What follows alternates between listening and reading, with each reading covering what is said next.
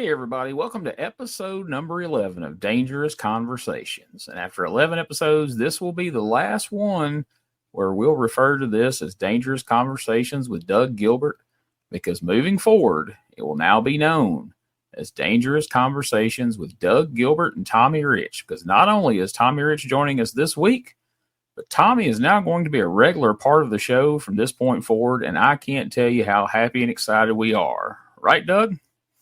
That's exactly right. You got my brother on here with me, Tommy Wildfire Rich, and he'll be on here with us a whole lot from now on. That's awesome, man. I'm excited. Tommy, how you doing, man? I'm doing good. How about y'all, man?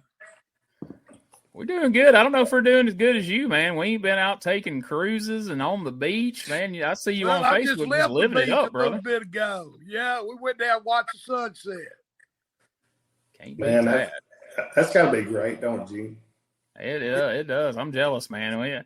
I'm nowhere near the coast up here in Alabama. I'm up here in Gadsden. There ain't nothing to see up here. But I've been to Gadsden many a time. Hey, that's the old stomping ground. Hey, you know who called or sent me a text today?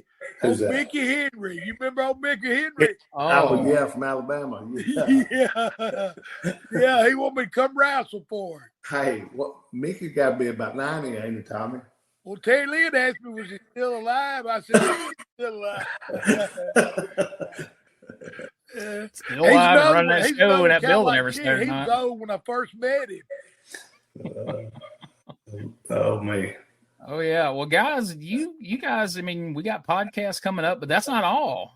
Tomorrow, you guys are going to be at the University of Memphis. Tell us a little about what's going on, Doug, at the University of Memphis tomorrow. Man, we're going to be at Tiger Lane, which Tiger Lane sits right there outside the stadium. It's where the football players come down walk down the street to get to the stadium and everything. And it's really cool. Everybody does their tailgate parties out there and everything. But they come to watch wrestling, which me and Tommy have been there, I think, Tommy, 2 or 3 times?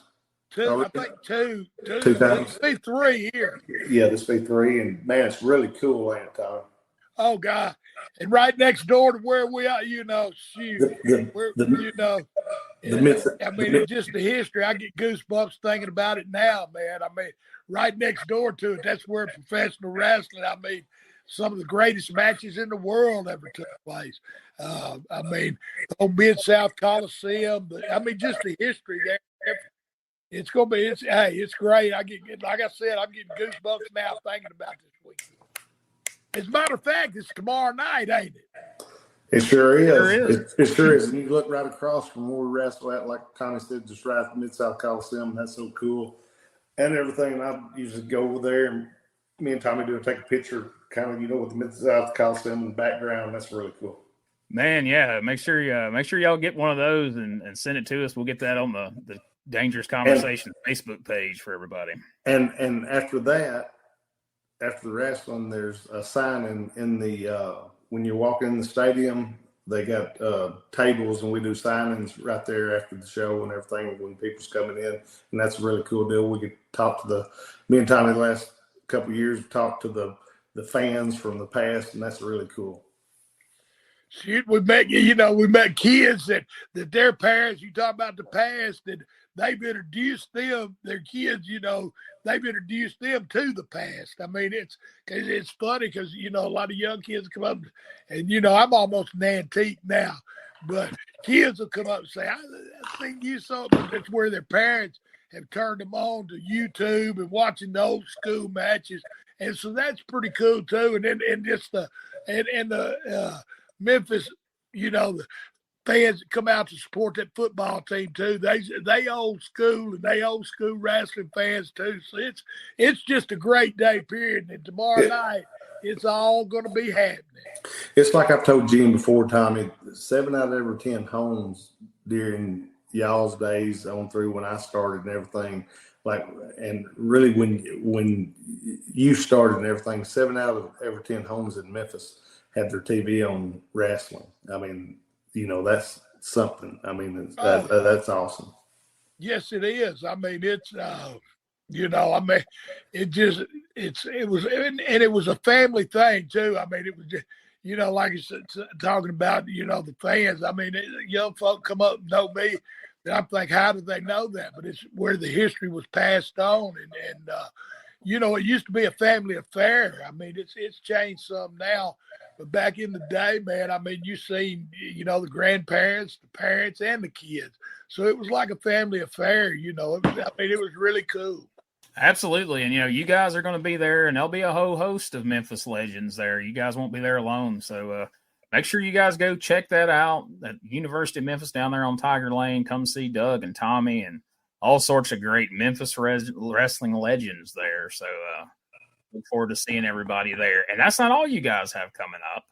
You also have a big pro wrestling legend show coming up Saturday, November the 2nd, Clarksville, Arkansas, with the exhibit building at the fairgrounds, guys. There's going to be a fan fest from 2 to 6 p.m.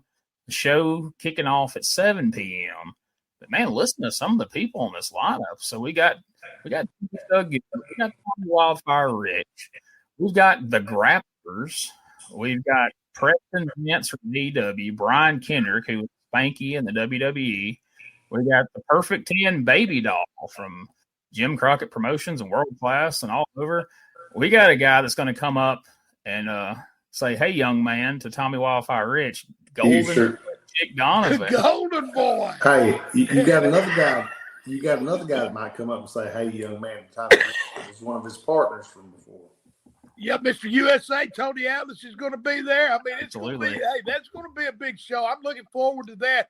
And it's always good when you get together and get to see, we used to, a lot of us are together every night, and you get that bond between you and everything. And it's to get to see these guys you ain't seen in years, it's always good. I love doing that too. And Gene, people don't realize, like Tommy said, I mean, me and him was around each other more than probably anybody at times during the years and everything. But I mean, like me and Tommy seen each other more than we've seen our family. I mean, and other people, we don't see, In other words, I spent more time with Doug than I had my wife. Hey, but I carried him to the airport and let him fly home to see her a lot of times too, didn't I, Tommy? Yes, sir, you did. A couple times we pulled in the parking lot and decided to go on home, too. Yep. Well, that'll definitely be a future podcast. Oh, yeah, that's a good story. We'll have to tell you that one sometime. Oh, yeah. We'll make everybody wait for that one, but that's definitely a story we need to revisit here on Dangerous Conversations. But a lot of folks have been sending me questions, and we kind of teased it on the Facebook after the interview we did in Jackson, that we were going to talk a little bit about the new Fabulous Ones. So, I'm going to pose this question to both of you guys because, and Doug, you were watching it more as a fan, kind of in this era here in 1984. The Fabulous Ones, Stan and Steve. What did you guys think of the gimmick, their work, and just Stan and Steve as people outside of the ring in this era around 1984? Well, hey, when they come in, I can't remember if it was Lawler or Jarrett's idea, but when they brought them in, shoot, it took off. I mean, they was as hot as any babyface team in the country. I mean, you couldn't touch them. I mean, they both, Steve could work a lot better than Stan, but they both, they did a good job. They draw big bucks. Oh, they sure did, Gene. And I mean, it was Jerry's idea. It was Jerry Jarrett's idea. But the good thing about that being Jerry Jarrett's idea, Lawler had to have him a team. So his team was the Rock and Roll Express that he put together. So it all worked out good for everybody in that situation. That's right. And so, the Fabulous Ones come in and they initially get over. They've got the endorsement of the fabulous Jackie Fargo, which in Memphis, what higher level stamp of approval can you get? There's not. Right. There is not none. But what's fun to me, and I remember seeing this as a kid, like in 84, you see these guys, they come out in the tuxedos and the top hats. You watch those music videos, which, you go back and watch them now, they don't exactly hold up. They come off a little different than they were intended back then, I believe. So you don't necessarily think of these guys as tough guys with this Fabulous Ones look. But, man, they got in there and they feuded with the sheep herders and the Moondogs and the Assassins, and they had these just bloody battles. And I think that's part of what really got them over, because it's like, oh, the women liked them, but then the guys were like, oh, these ain't just a couple of pretty boys. These guys will throw down when it's time. Do you think that had a lot to do with they kind of earned the fans' respect? They initially had the Jackie Fargo endorsement, but then they kind of earned it by getting in there and showing they could throw down when they needed to. Oh, yeah. I mean, you know, you can walk that walk, but you got to be able to talk that talk. And I think all in all, they did it. I mean, they, you know, Jarrett, like Dougie said, I mean, I didn't remember, but that was his idea. And it was something, you know, Memphis, especially with Jackie Fargo backing it, is something they ain't never seen. And then, like you said, I mean, they could get down and fight like dogs too. I mean, Steve Keirn, shoot, he was a pretty bad fella, you know. So for the people listening that, you know, maybe younger fans that's familiar with you guys, but maybe Jackie Fargo's a little before their time, and maybe they've heard the name, but they don't really know about him. Can you guys kind of explain to people who maybe don't have the exposure to him just exactly who Jackie Fargo was and kind of what he meant to Memphis wrestling in the era kind of before you guys came through? When I was a kid, Jackie Fargo was there, you know, and Eddie Marlin was a good friend of my father's, so I used to go to the old Hippodrome.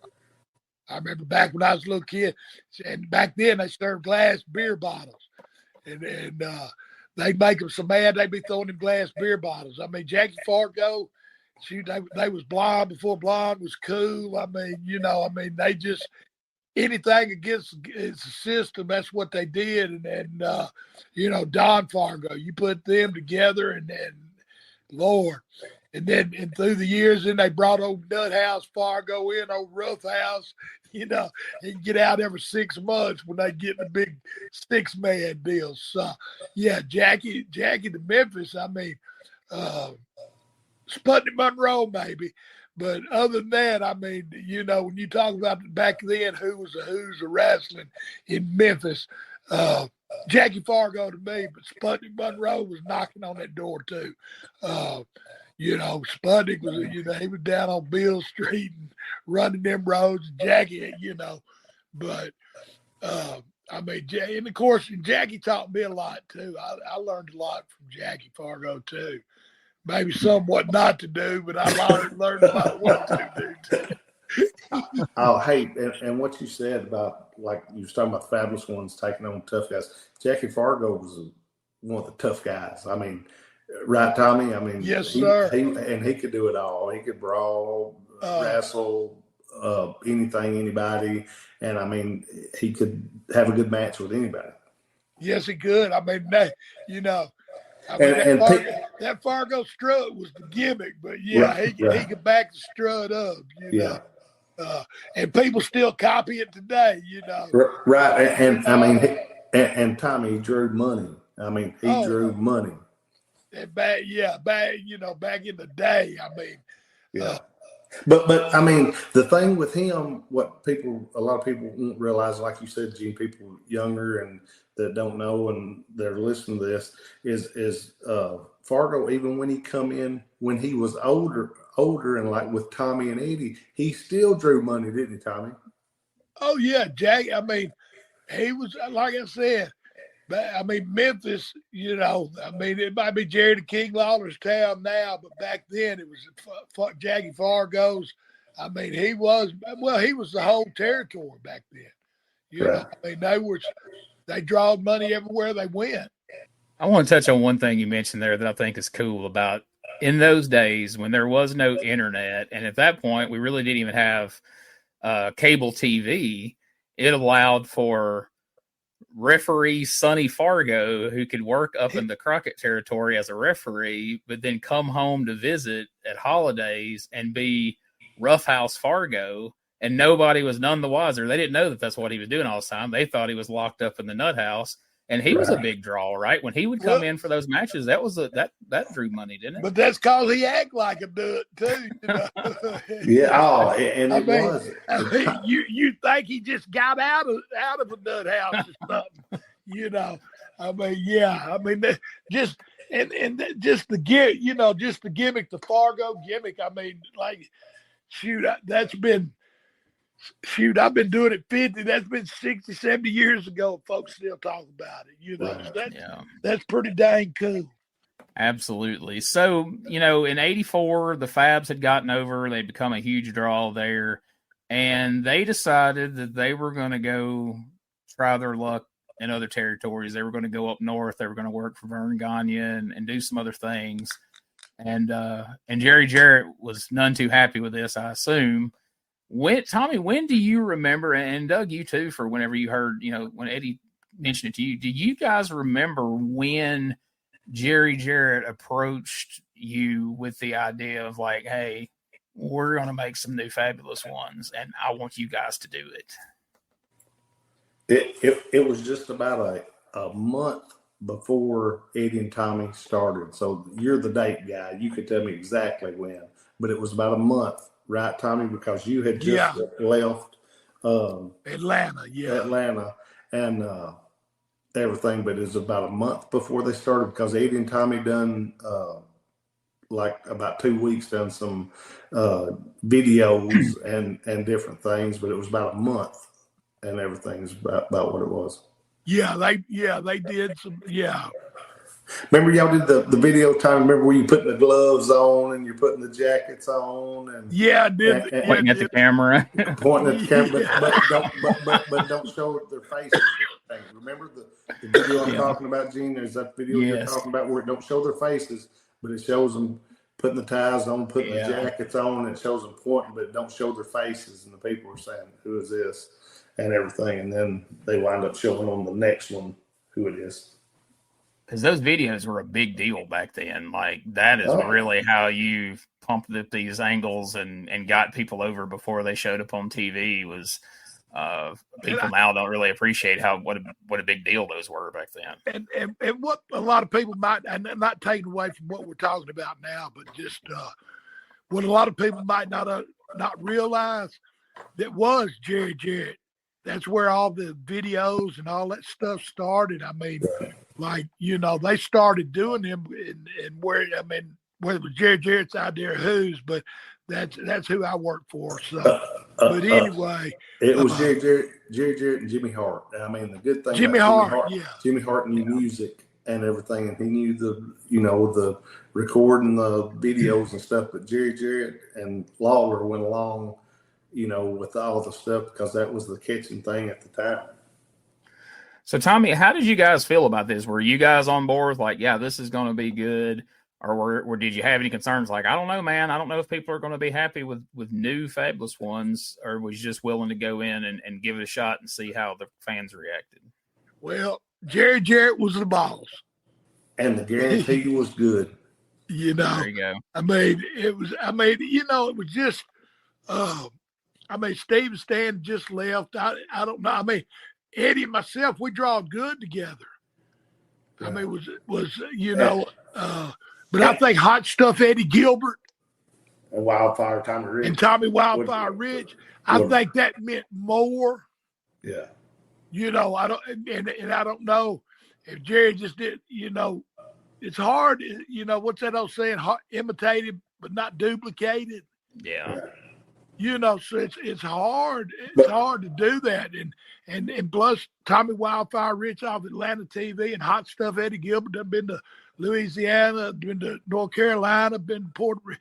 He's been around the country, and he was Hot Stuff Eddie Gilbert. So when you put them two together, people knew us as who we were. People didn't know Stan and Steve Lane, Stan Lane from Adam, right. And they put the gimmick on them. So and I always thought that you guys, Eddie Gilbert and Tommy Rich, standalone was a great tag team, and you didn't need it. Do you think it was more about Jerry Jarrett kind of sending a message to Stan and Steve, like, hey, I made y'all, and I can put this gimmick on anybody. Oh, I don't need you Yeah, to. it was. We were like prefab. We were like prefab is what we were. Eddie said that him and Tommy was extra crispy. That Stan Steve was original. Him and Tommy was extra crispy. But here's the only thing: we say this, and I definitely agree. I mean, it's been better with Tommy Wildfire, Rich Hot Stuff, Eddie Gilbert. But here's the thing: with the funny thing to me, people say, "Well, they're copying Stan and Steve." Well, maybe the name, but what really got me was funny was you'd watch TV and like Tommy and Eddie would do stuff, and then you would see later on AWA tapings, Stan would be copying stuff that like Tommy would do the deal where he would shoot the gun like with his hands like this and everything, and then all of a sudden 2 weeks later, Stan Lane would be doing the same thing Tommy would be doing on TV. So I thought, well, shoot, people say, Eddie and Tommy have copied them. Well, they're copying Eddie and Tommy on stuff that they're doing. So, and like the video, the Footloose video, Tommy and Eddie had you remember the song Footloose, Gene? Do you remember that video? Oh, yeah. Tommy, you remember that video? Yes, Tommy? sir, I do. Well, and they wound up playing the Footloose thing up there as a song. Now, who would, you know what I'm saying? It's a strange thing. Yeah, I've went back and rewatched a lot of this stuff, preparing for us to do this. And so here's the fun aspect of this. So it was announced that Jackie Fargo was getting some new Fabulous Ones together.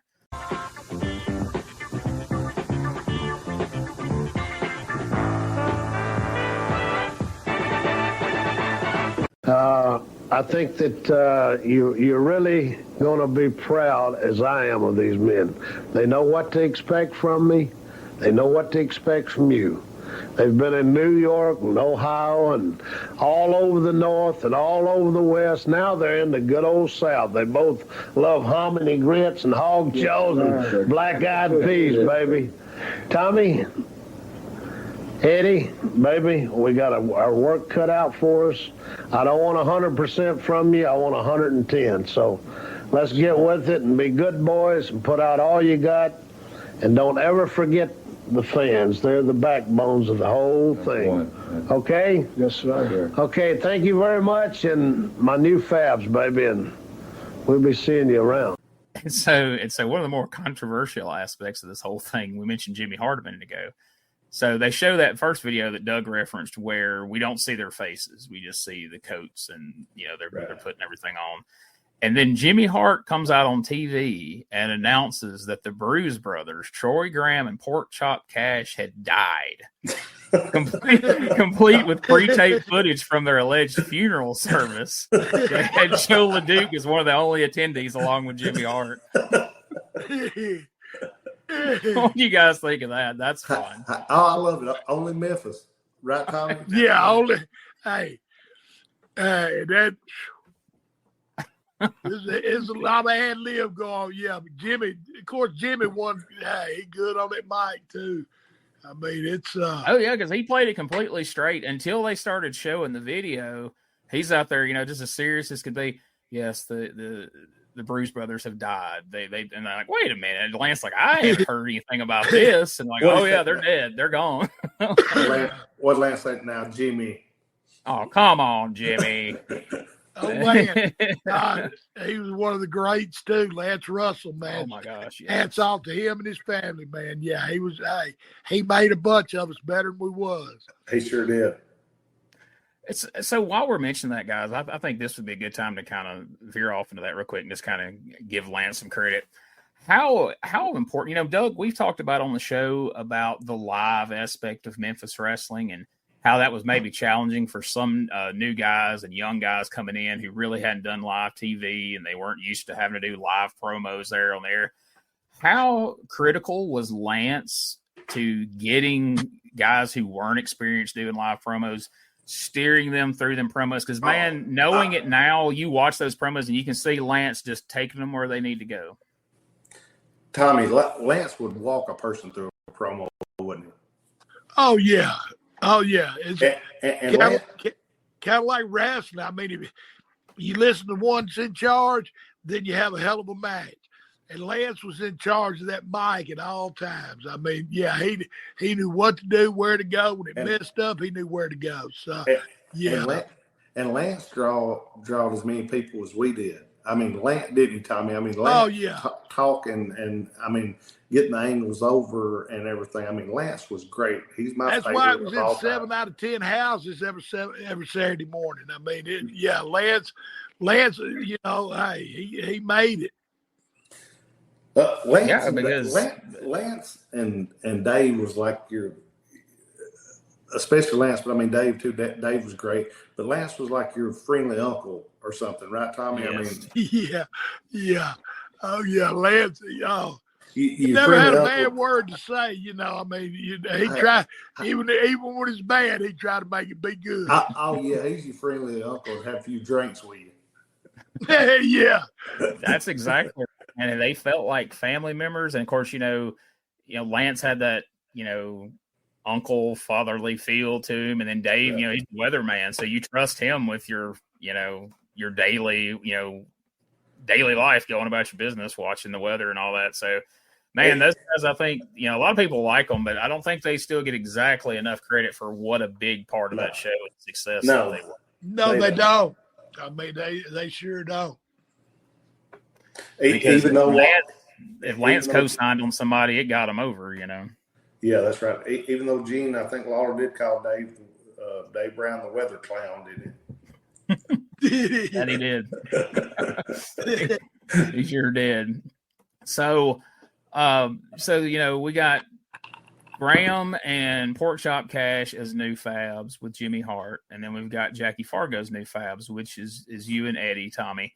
Now, I can only assume that there was probably a somewhat lengthy feud planned here with you guys against the former Bruise Brothers, but Troy Graham would suffer a pretty dramatic injury during a match. What do you guys remember about that, and how did you like working with those guys? Man, it was in Nashville, Tennessee, and Troy went to slide through Tommy's legs. It might have been Eddie's, but I think it was Tommy's, and his ankle hooked on the mat, and his body kept going, and it broke his, compound break of his leg. And you remember that, Tommy?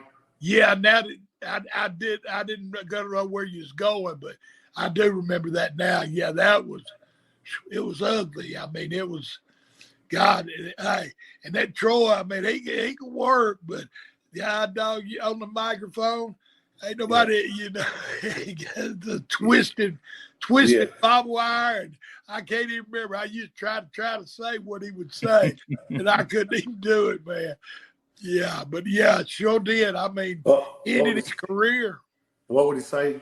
Gene, walk 1,000 miles on a barbed wire fence. And something about 9,000 buckshots and all that. It's been a while since I've heard it, but man, he could just fire it out there. He would rattle that off, man, and I'd pop every time he did it, yeah. Because I thought, damn, I couldn't remember two lines of that. Yeah, and the funny thing is, it wasn't just him on TV. When he was talking to me and Tommy in the back, he was rolling off stuff like that, and he'd keep us laughing. He was a funny guy. Yes, sir, he sure was. A lot of people didn't realize that when he was in that wheelchair as Dr. Troy Graham managed the interns, he was legitimately in that wheelchair. He really had destroyed his leg, and he was in that wheelchair because he had to be. But oh my gosh, man, he got when the fabs came back, and a lot of folks don't understand today. He was sitting in that wheelchair and out there working because we didn't get paid if we didn't work or something. Right. We get paid. Sitting at home, you didn't get paid. So, you had to do what you had to do. In the office, they took care. As long as you could get there, they'd pay you. But if you didn't get there, they didn't pay you. Yeah. The interns had that feud with the Fabulous Ones in '85. And, they brought Stan and Steve's dad out there on TV. And, then the interns beat up their dads on TV. And man, Troy would get out there and, Colonel Keirn had been, a prisoner of war and a war hero and all this. And Troy's out there, you're shell-shocked daddy. He didn't know. He thought he was back in Vietnam when we got through with him. Like, he said some pretty heavy stuff on some of them promos. And I was like, whoo, I don't know how Steve felt about some of that stuff, but I mean, I'm sure it's like, hey, you're drawing money. It's all fair game, right? Yeah, he was good. Yeah. Oh yeah. So another team that you guys worked as the new Fabulous Ones was the PYT. That's what I was fixing. PYT Express was next, wasn't it? Yes, talk about those guys. So, man, Coco used to beat the hell out of those poor enhancement guys on TV. Was he as rough when you guys worked him, Tommy, as he was? Them poor guys on TVs just got beat to death. Man, he was in '85. He was doing brain busters that just to this day, I watch him now in 2024, and I just think, oh my God, he just paralyzed this poor guy. And it'd be Billy Travis or somebody that I know was fine. They had another 20-year career, but it's brutal. I don't think he ever brain busted Tommy or Eddie. No, he never brain busted us. He was kind of moody, Coco be kind of moody. What about hey Tommy? I love Coco, but I love Norvell. He was great. Oh, Norvell! Oh Lord, have mercy! No. Hey, speaking of Sputnik Monroe, that's one of his proteges. That's Norvell, it. He old homeboy Norvell was. Yeah, love Norvell Austin. He's a really talented guy that I don't think younger fans are really as familiar with. Coco had that run in WWF and even in UWF. And, this was kind of towards the end of Norvell's career. I don't think Norvell gets enough love and enough credit as he does. He's a really, really talented worker. Oh, no. He was over. I mean, not just here. He went to Continental. He was down there, right. And he was over down there. I think he ended up with a barbecue place or something there in Pensacola somewhere. But yeah, Norvell, he was, considering the times and everything, I mean, Norvell was over. I mean, and folks, they hated him. But like I said, Monroe, I think, is the one that broke him in the business. Like taken, right? And Tommy was talking about him going to Continental. That's where the Midnight Express really started at, right, Gene? It was Norvell and Dennis and Randy Rose. That was the original Midnight Express. Am I not correct, Gene? Oh, absolutely. And I didn't learn that till later on when Dennis and Randy showed up. Did you not know that, Tommy? Yeah, I thought Randy. It was Norvell. No, it was Norvell, Dennis, and Randy. That was the original Midnight Express. Is that right? See, y'all throwing a little history on me tonight. Now, see, when you can teach Tommy Rich something, this is a heck of a podcast, guys. Y'all need to pay attention here. This is good stuff. But yeah, I didn't learn that till later on, and I was pretty shocked about that. But my point being, Gene, is Norvell fit in kind of anywhere, and he was, I thought, a great worker, and I loved watching him in that program against Eddie and Tommy, him and Coco. Oh yeah, and like I said, talking about a joy to work with. I mean, they, just so easy, But I always laugh when I hear the name Pretty Young Things, and then I picture Norvell. I love Norvell, but he was not pretty nor young at this point. No, I think it's where that name originated. Yeah, that's it. But he had that long hair, and he was cool. And that Jenna girl had a Jenna girl. Yeah, and he had on his Michael Jackson vest and everything. Yes. That was cool. Absolutely. So, and you guys, they love to hate him. I mean, PYI was over.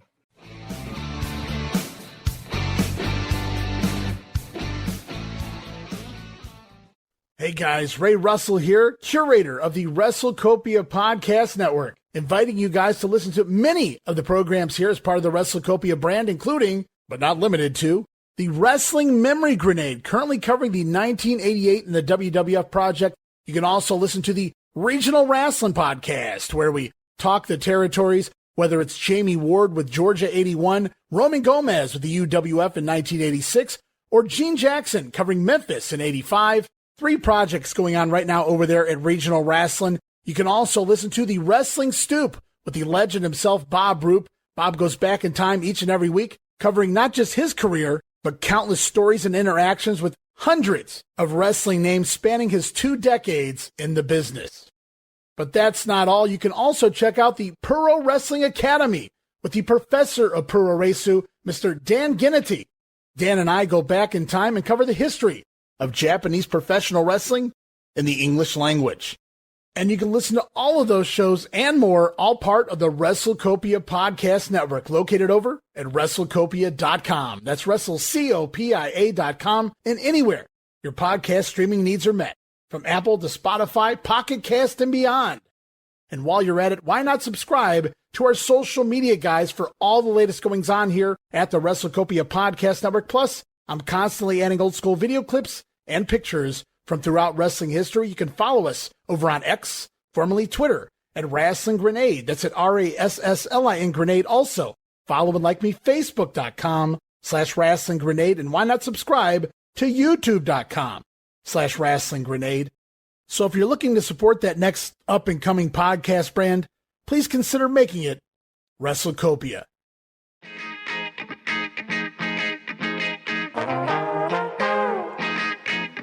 Hey, it's Bob Smith, and guess what? The Outdated Wrestling Hour is now part of the WrestleCopia Podcast Network. But hey, no fear, you're still going to hear the unique guests, comedy, music, authors, journalists, funny people.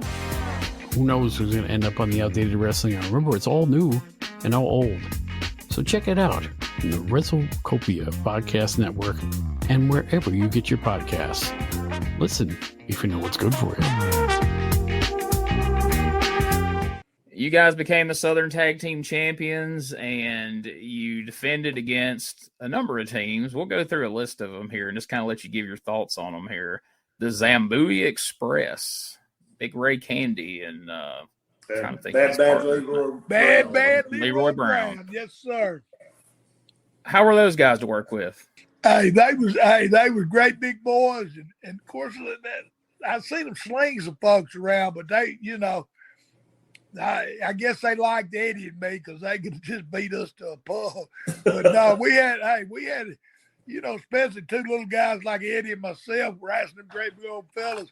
We had good matches with them. I mean, actually. Yeah, because, I got to imagine, I've heard different takes from different guys over the years. Like, some people didn't like working big old guys like that because you couldn't, as they said, you couldn't do much with them. But as baby faces, it's not hard for them to put you in believable peril that you can fight from underneath. And from the word go, it's like, how are they going to overcome these big guys? So from that standpoint, it seems like maybe it's a little easier story to tell. I might drop kick him. Eddie might drop, and then we shoot him in double drop kick, and they take a bump. You know what I'm saying? But they knew how to play it, and we listened. Now, another team you guys wrestled at this time was a very, very young in the business, Rick Rude and Jim Neidhart, who was pretty new in the business as well. How are those guys at this stage? We know they went on to have big careers, but how are they in 1984? Well, actually, Jim was probably as stiff today as he was then.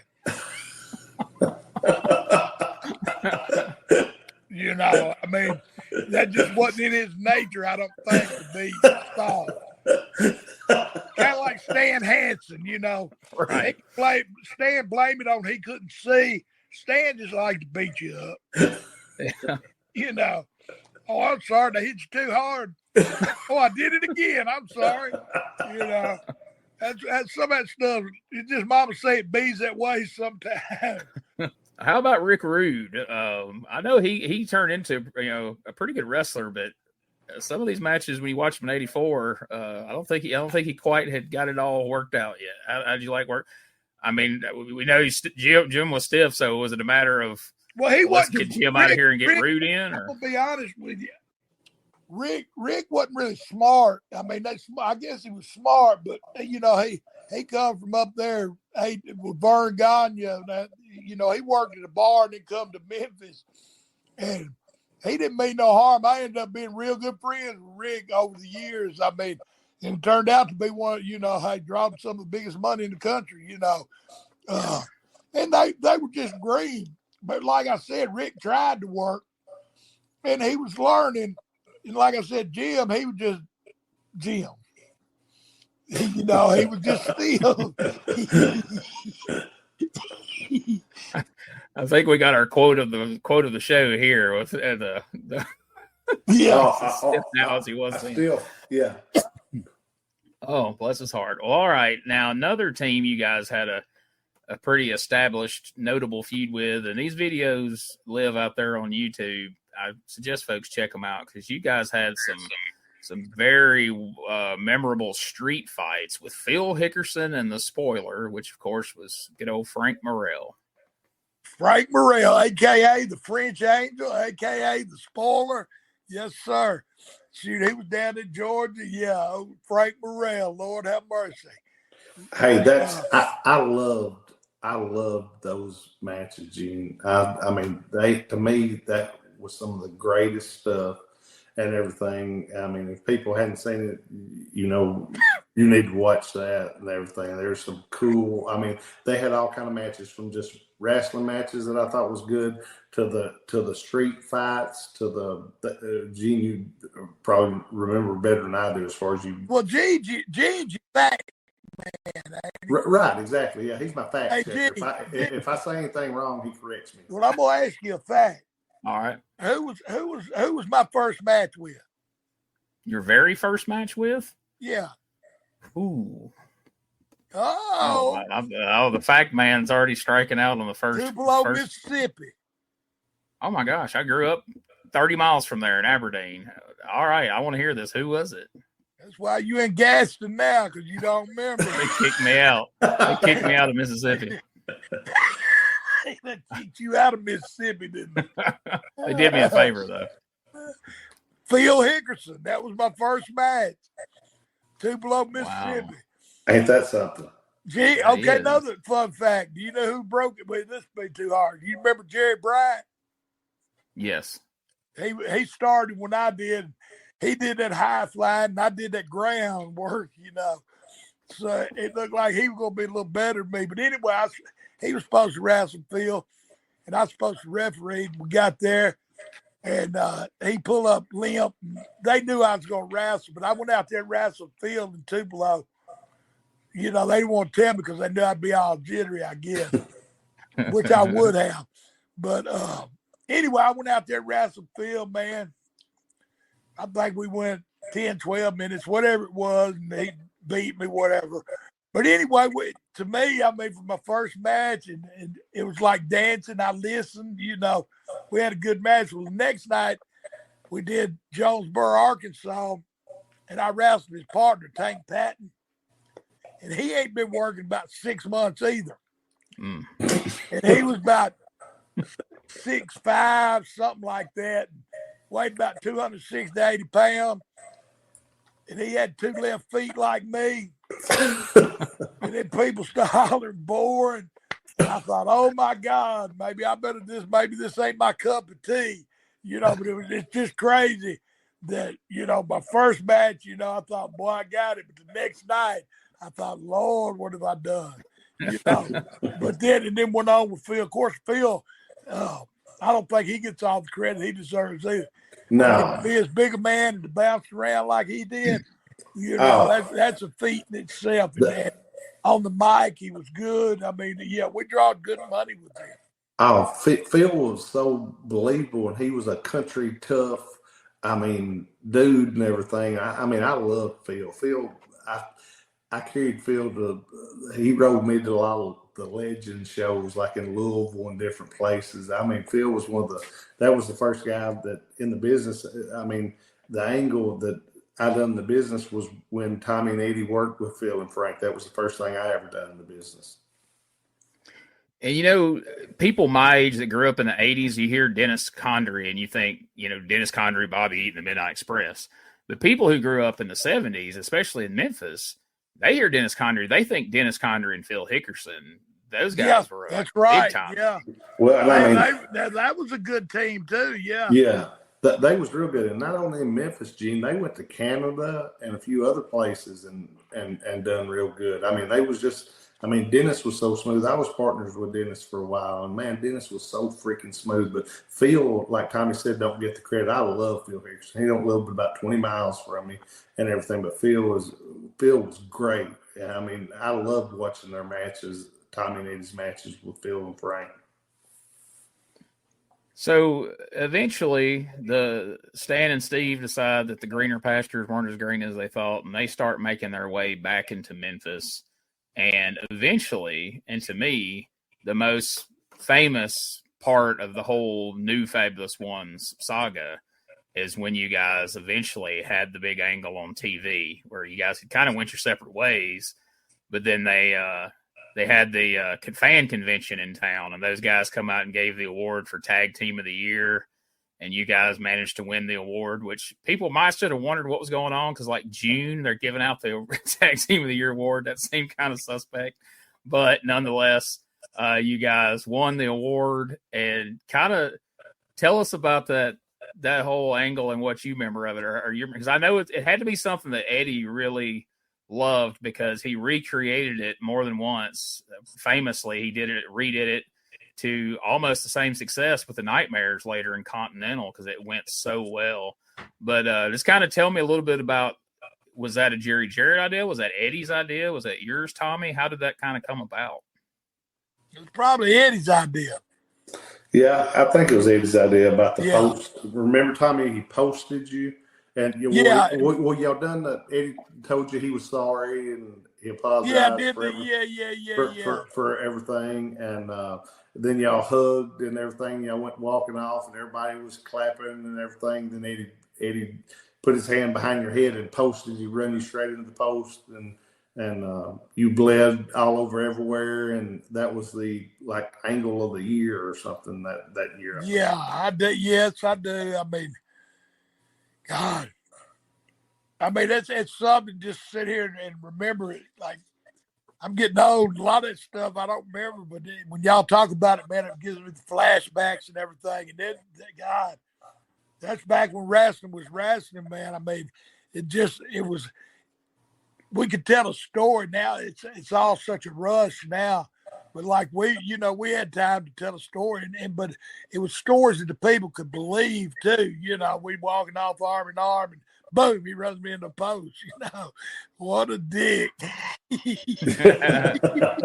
What a bad day to wear a white suit. People relate to that, Right. Right. And Eddie was always better at being cocky than I was. I mean, I enjoyed being that baby face. I mean, I could be a heel. But Eddie, I mean, you talk about a heel. He loved being a heel. He loved running that mouth. So yeah, it was the angle, and it got over too. Drew money. That's what I liked about a lot of Eddie's booking was in wrestling. There were a lot of things that, as it started to unfold, as a fan, you could be like, okay, I know where this is going. They're about to do this, but it seems like he would look at it from the standpoint of like, what does everybody think is about to happen? Now I'm about to turn it and take it in another direction that they're not expecting. Because how often wrestling up to that point had you ever seen somebody turn? Like, you come out and just, Eddie had come out and run you down, and you would come out and attack him. And like you say, you bloodied Eddie, and then he gives this heartfelt apology, and you believe him. But how often anybody ever done a double turn like that, where, like you said, that you're walking off arm in arm? I mean, people can say if they want to now, but I don't think anybody was expecting, once he apologized and you guys hugged, nobody knew that he was about to do what he did. And that's what gutted everybody. Like, oh, you son of a, it's like, and that's what really put the heat on that angle, and everybody felt terrible for you. Well, and it's that's throwing that curveball. I mean, yes, I mean, and that was, and Eddie. I mean, Eddie was ahead of his time. He had ideas. I mean, of course, he went around the country being a booger. So that pretty much tells you he's a smart man. Even when he was young, though, he was thinking about the business. So, yeah, it just, hey, when I started out, when I was a kid, I used to go with Eddie Marlin and Tommy Gilbert to different shows and stuff. Then I met Eddie. Eddie was there doing pictures and stuff, and Dougie was a little kid drinking the Coke like he is now. Right. No, but I've just known the Gilbert family, and just to know them is one thing, but to work with each one of them. I boxed with Tommy one night in Evansville, Indiana. I might have told you a story, but I don't care. It's right, yeah. He said, come on. My dad got my arms down around my knees, so I know him real well. Yeah. So you guys had a good time, tagging, and then you ended up, in this feud. And like I said, it drew money and everything. What did you enjoy more? Did you enjoy tagging with Eddie, or did you enjoy working with him in the ring against each other? I think there was more money with me working against Eddie. I mean, I enjoyed our fab run, but like I said, often imitated but never duplicated. Never take the time that we had to spend with Jackie Fargo, though. I mean, hey, there's Tommy. a perk. If there's a perk to the fabulous ones, it was getting to spend time with Jackie Fargo. That was the perk to that for him. Hey. For him to put us both, and because it had to be permitted. Right. Jared approved it with Jackie before he did it. So to know that Jackie approved it, that's an honor. Hey, Tommy. That's an honor. But as far as drawing money, I think Hot Stuff Eddie Gilbert against Tommy Wildfire Rich, that was more money.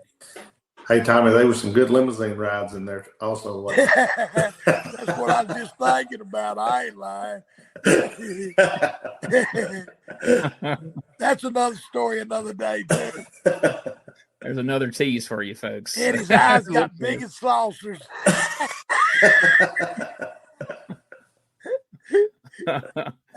Well, we're kind of coming down to the end here. Doug, is there anything, any bow you want to put on that aspect of the new fabs, or is there anything you want to kind of touch on before we wrap things up with Tommy this week? Man, like I said, everybody's got their own opinion and everything. I had a great time. Like I said, during that run, I'd stay with Tommy half the time during the summer, him and Terry, his wife, and everything, and they took care of me like their kid and everything. And man, I had a great time. And but as far as that's another story too, ain't it? Yeah, it is. But gonna whoop my ass. Anyway, that's a story for another time. But anyway, I love the angles, the angles that you talked about. I mean, I loved all them. Like I said, that's what I was growing up watching. And like I said, the first angle that I was involved in professional wrestling was Tommy and Eddie and Phil Hickerson, Frank Morrell, and everything. That was the first angle I was involved in. But I mean, Phil was great and Frank was great. I mean, I don't think Frank really gets credit either, Tommy. I mean, no. Frank was a great worker and Phil was great. I mean, I love both them guys, but I mean, Coco Norvell was really good. I mean, I like Porkchop and Troy and everything, and Ray Candy and Leroy Brown. I mean, they Tommy and them. That was some different type guys to be in angles with. Don't you think, Gene? Absolutely. And I got sidetracked off this earlier, but I was going to ask, had Troy not broke his leg so severely in Nashville, I'm assuming the plan was probably for that feud to run on a little longer than what it.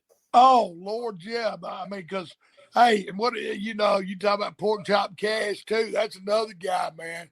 I mean, in Memphis, I mean, he did good in Louisiana too, but he was another, just homeboy. I mean, to come in here and he drawed good money. That was a great combination. So yeah, they would have drawn big money if Troy hadn't got hurt. Right.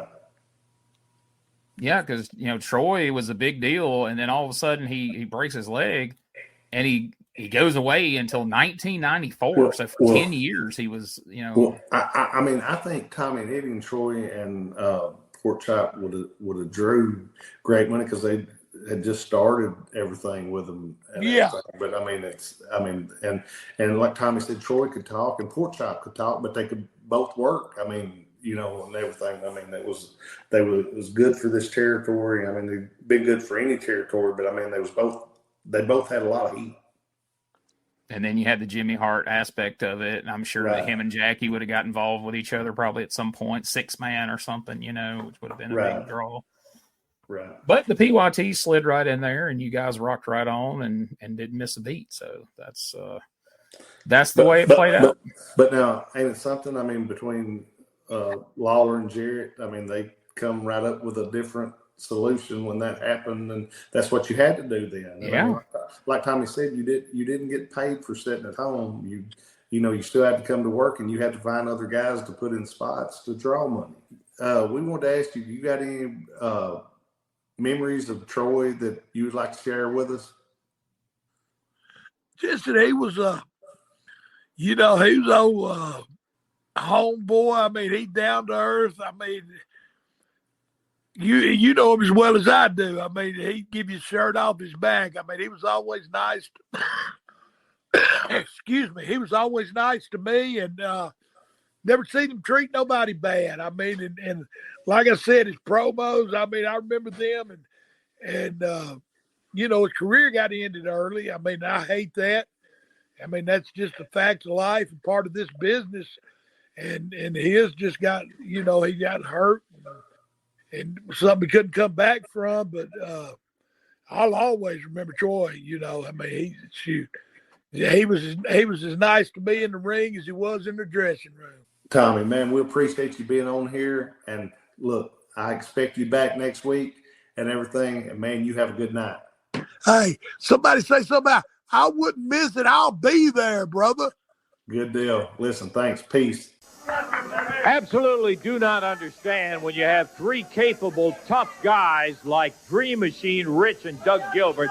They got to always have the numbers in their Hey, face. Lance, your job's to stand out here and let us do the talking. You're like Mike Holder. You're supposed to hold the mic. Ain't that right, Drew? That's right.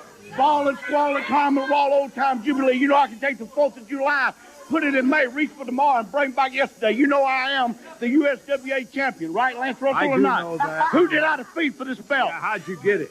I beat Brian Christopher 1, 2, 3 in the middle. That's the way it was. Brian Christopher, you are the number 2 man on the totem pole. Jerry Lawler, you are the number 1 man. We all agree on that, right, Lance? But I have Tommy Wildfire Rich, the man that said Georgia on fire. Doug Gilbert, that said Lexington, Tennessee on fire. Now, there's those things we got to worry about is Tommy. We're setting out a hit list, if you want to understand what I'm saying. We're setting out a hit list, and Jerry Lawler, your name is on the top of the page, brother. And Tommy Wildfire Rich and Dirty Doug Gilbert. After what I saw today, it should be more like a hang list than a hit list. You know what, Lance Russell? Who else could put together a crew like this? The Dream Machine, Troy Graham, the former NWA World Champion, Tommy Wildfire Rich, the number 1 man in professional wrestling, Dangerous Doug Gilbert. What I'm saying is there is no stopping. Heaven don't want us, and hell is scared to take us. So that's it, Lance Russell. Yeah, there's Doug Gilbert. I've been all week in Key Largo with my man Jimmy Buffet. We've been Margaritaville. I've been getting ready for Jerry the King Lawler. Monday night, the Coliseum. Stop on it, Tommy. He ain't even worried about it. He ain't even got no shoes on. I'm going to drop this boy right here in the ring like yesterday's garbage. Why don't you go up there and let's get started with something other than running mouths up there? All right. Wow, folks, what an announcement this week that the one and only Tommy Wildfire Rich has officially joined Dangerous Conversations full-time and will be here with us frequently, if not weekly. He'll be here as often as he possibly can, and who knows, there may be some times every now and again where Dangerous Doug might be out of pocket, and it may just be Tommy Rich, but you can rest assured that moving forward, we will always have one or both of those guys here every week for some dangerous conversations. By the way, if you have an upcoming wrestling show, autograph signing, collector show, Comic-Con, or any event or booking, and you would like to inquire about the services of Dangerous Doug Gilbert and or Tommy Wildfire Rich, just send us an email at DougGilbertPodcast@outlook.com, and someone will get back to you as soon as possible to find out more information and do our best to make that happen for you. Also, if you're interested in advertising your event, business, or product to the listeners of Dangerous Conversations, as well as across all our social media platforms, you can also send those inquiries to DougGilbertPodcast@outlook.com. Also, remember to check out DougGilbertPodcast.com. That is where you can find links to all things related to this podcast, as well as to Doug Gilbert and Tommy Rich. We've added Tommy's links there as well, so you can find them, everything I describe, right here, the Dangerous Conversations Facebook page, where we post all sorts of great content almost daily, actually, involving the Gilbert family, as well as Tommy Wildfire Rich. We also have the Dangerous Conversations Twitter, now known as X. We post things there as well. Plus, there's the Dangerous Doug Gilbert Facebook and X pages as well, where you can keep up with everything Doug has coming up, like shows, signings, conventions, you name it. You can keep up with it by following Doug on social media. He appreciates the support, and if you really want to show your support, check out the Gilbert Family Pro Wrestling Tees store, featuring a tremendous array of t-shirts featuring Doug, Eddie, and their father, late great Tommy Gilbert. If you've enjoyed the show you just listened to, please subscribe, rate, and review the show on the platform of your choice. It would really help us in building the podcast for the future. And if you want to see a plethora of matches, promos, and angles featuring all the Gilberts, as well as Tommy Wildfire Rich, check out our YouTube channel at youtube.com/@Retro Wrestling Archive. The link to it is available there at DougGilbertPodcast.com, where you can also find the link to Tommy Rich's Facebook page. You can go and check out a lot about Tommy there, as well as our Dangerous Conversations page. Plus, don't forget, you can find all things related to my popular retro wrestling review podcast at uswapodcast.com. And last, but certainly not least, we are proud to be a part of the WrestleCopia Podcast Network. Go on over to WrestleCopia.com to check out all of the great pro wrestling related podcasts and content that our friend Ray Russell provides over there. You'll be glad you did. And we'll see you here next week for more Dangerous Conversations with Dangerous Doug Gilbert and Tommy Wildfire Rich.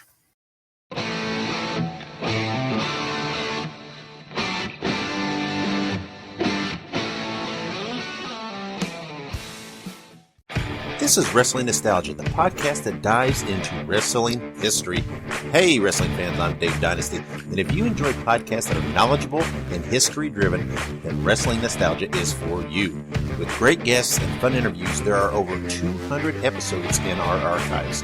We chat with several first-time guests and often cover topics not discussed on other podcasts. Look up Wrestling Nostalgia on your favorite podcast platform and visit all of our links at linktree/RasslePod. That is linktr.ee/RASSLEPOD. And remember, where we go, what do we do? Be good, be safe, and keep on growing.